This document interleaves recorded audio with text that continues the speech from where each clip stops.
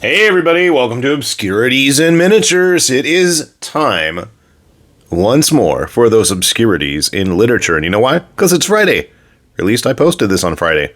And if you want to see more obscurities in literature, every Friday, do it. And this is a rarity for me because for once, this book is in English. Or at least what little text there is in English. But I gotta say, this is a book that when I saw it on Kickstarter, I knew I absolutely had to have. And my wife was busy poo-pooing any idea of me backing any more Kickstarters at the time, which was fine because I knew eventually with a book of this caliber, with an artist of this quality, it was going to show up on store shelves at some point or another, which it did, obviously, because I own it now. And I speak none other than The Art of Arthur Adams. Now, I can remember quite distinctly the first time that I ever laid eyes on Art Adams stuff. I know a lot of people are going to say long shot. It wasn't long shot for me. I eventually did get around to it, sure. But the thing that really got me was his work with the Dark Horse movie spin-offs. It was the Godzilla book and the Creature of the Black Lagoon book. That was about 92, 93. And I'm pretty sure it was around the same time. I could be wrong. Don't quote me. He did his new Fantastic Four run, where he did it was like a couple of issues. If you're familiar with Art Adams stuff, it is very time consuming, and he is very meticulous about his work. And I love this cover, and the fact that they have it available as a poster in the book is kind of sad because I don't want to destroy it in order to get this off. And on the back, we are greeted to good old Deja Thoris. And if that's not Deja Thoris, it's a very close proximity. So this is put out by Flesk, who have put out all kinds of other art books. We'll have a link down below, obviously, and if I can find a Amazon one, I'll put one of those too. I tend not to do that stuff. I don't like to try to incentivize this channel too much. It is pretty self-sustaining at this point, but you know, having those little Amazon affiliate links every now and then does help. But we are greeted right away with a portrait of the artist. I don't want to say as a young man because every time I've ever seen him at a convention, it's about what he looked like. And this is one of those books that I love to just flip through. I don't even know what this is for, but the fact that we've got like Baragon and Mechanicong and what looks like the dragon from Ultraman Max. Or it could be some other dragon from an earlier Ultraman showing what looks like to be a Megalon's hand here and wing. I think there's another picture of this somewhere. We'll find out. My first thought was it was a Walking Dead spinoff, but I never really read The Walking Dead, so I couldn't tell you. Good old Art Adams Wolverine. I want to say, didn't they use that for like the little corner piece for a long time?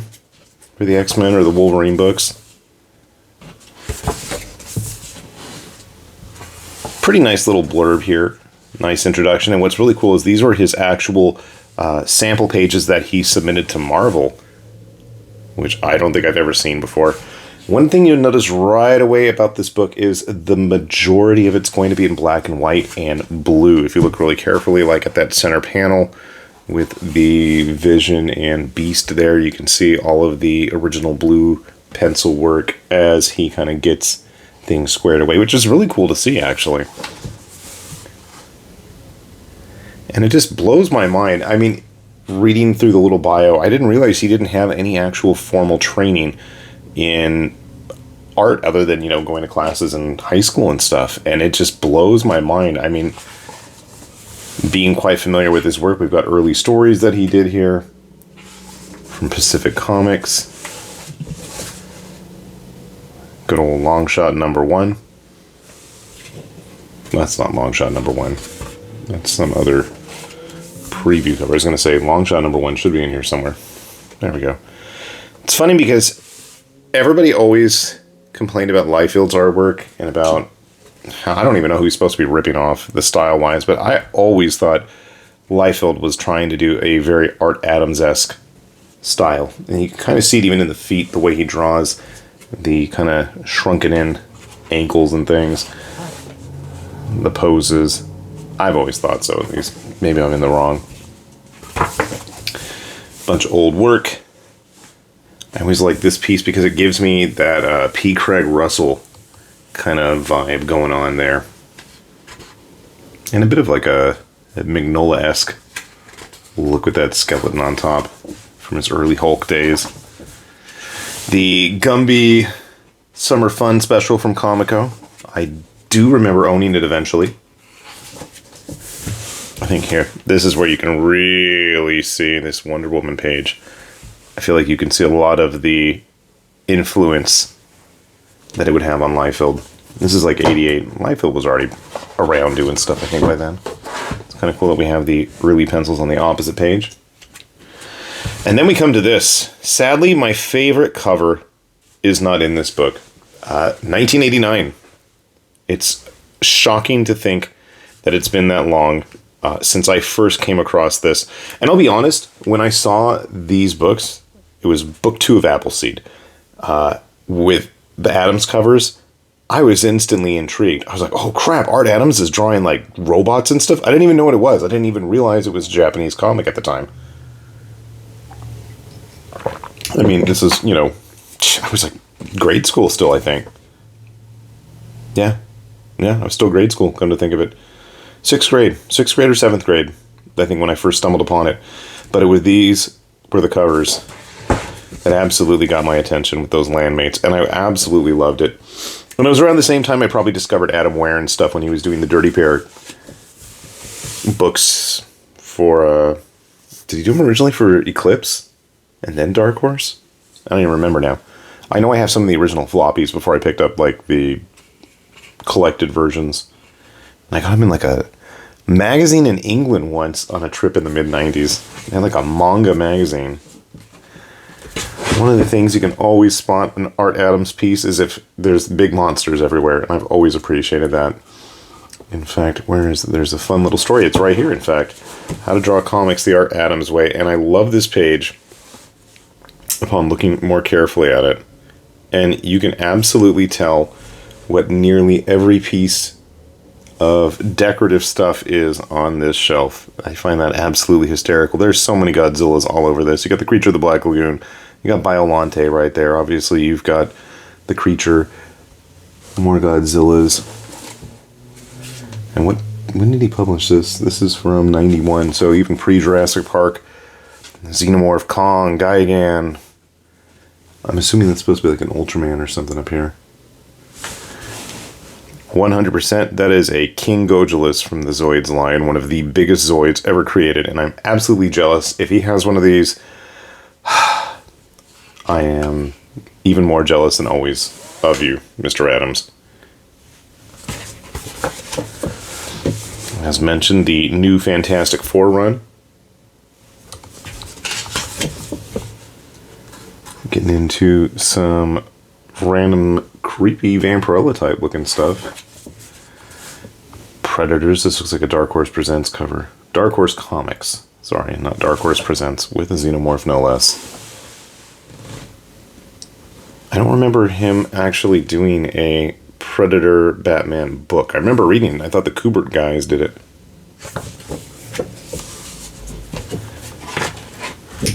Good old Madman. I've got all those old ones.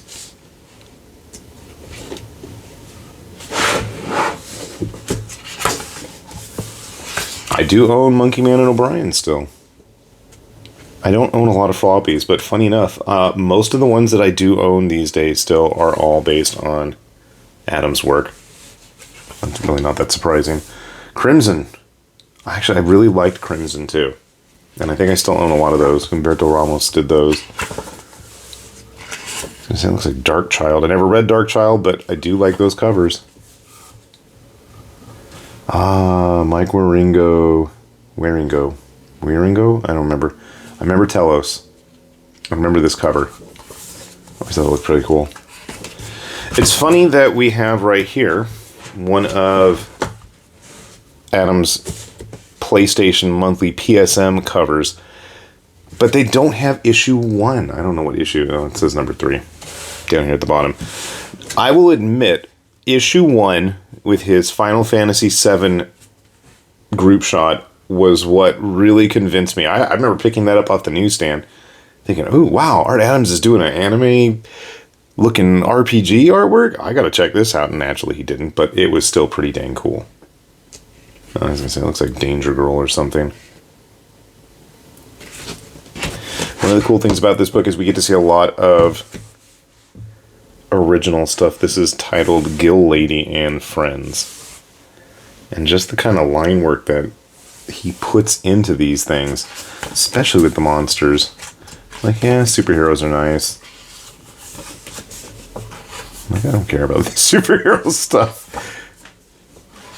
A lot of that. I'm like, we're moving on.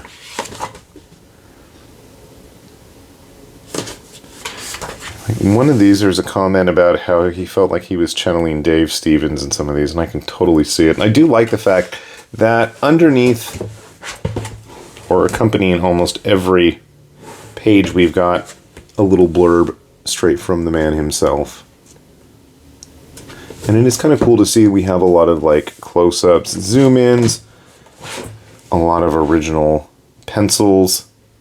And for somebody of his caliber, I mean, you could just see, especially like in the backgrounds, the level of detail, quite staggering.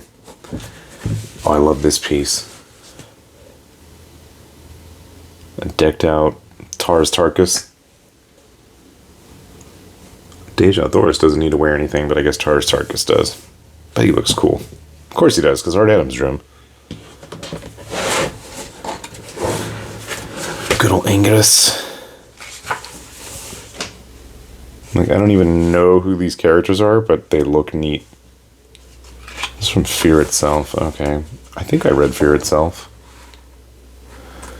A lot of Marvel stuff. Never did I expect to see an Art Adams Scooby-Doo pinup. Ragnarok, X-Men stuff. Again, kind of a nice chance to see if I can get that better in focus. Those early designs. And from a design perspective, and somebody who really enjoys a lot of design work, it is kind of cool to see all that there. Magnolia stuff. This piece, I don't know. If they made a poster of it, I would probably buy it. I loved this cover. I almost bought the American books, and then I saw that Adams was only drawing the covers for it, and I was like, nah. We are absolutely an Ultraman family. And yes, sadly, I can name you everybody on here, even though that has all of their names written down the sides, but I have seen and re-seen the original Ultraman show more times than I care to admit. There's just a lot of cool stuff in here. I like this page too. Big He-Man group shot. Can't knock a He-Man Masters of the Universe cast drawn by Art Adams. And why not wrap things up a good old Shaolin Cowboy from Jeff Darrow. Obviously not Jeff Darrow's artwork, but somebody of comparable talent and skill. This is the full art for the cover, of which there is that poster, of which I do not want to tear the book up. But again, if I can get it nice and zoomed in, the level of detail that he spent doing those textures on that T-Rex, and the rider for that matter, just absolutely impressive. Truly impressive, and truly a modern master. I almost would love to see a accompanying book someday in the future, possibly, of maybe color work, but I know these days Adams himself prefers doing a lot of black and white. I think he always has. But, I mean, I've followed him on Instagram for ages, and it's just the stuff that he churns out is just, oh man, it's gorgeous. It always has been. I mean, I love the guy's work. So to see a book like this really showcase it, and just showcase the meticulousness, the level of detail he puts into that stuff, is really cool. So kudos to Flesk. Congrats to, what, almost 5 decades, I hate to say that, of consistently amazing work from Mr. Adams himself. And I'll be there for the next 5 too, as long as he keeps churning them out, which I hope he does, because they are absolutely awesome. And how many other artists consistently spend their careers drawing monsters, lizards, dinosaurs, and gorillas, and the occasional robot, and well-endowed ladies while they're at it. Well, probably a lot, but not many do it as nice as him. So, with that said then, this has been High Lord Tamberlane with Obscurities and Miniatures, saying thanks for watching, and we will see you back here soon. Bye-bye.